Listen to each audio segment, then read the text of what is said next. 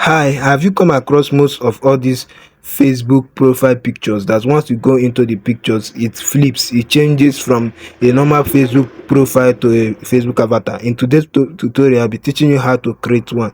Without wasting much of your time, let's dive in. Just go to your normal Facebook app. Then once you arrive there, go to your Facebook profile, the area where this arrow is pointing at right now.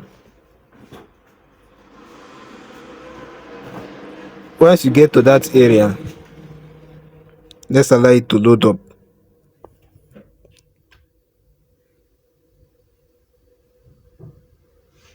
So once you get to the area, the next thing you have to do is to click on edit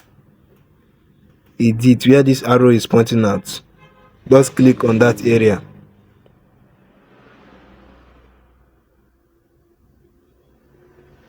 Then the next thing you have to do is to create your avatar. Please, if you don't know how to create an avatar, please do well to watch my previous videos where I teach on how to create a Facebook avatar.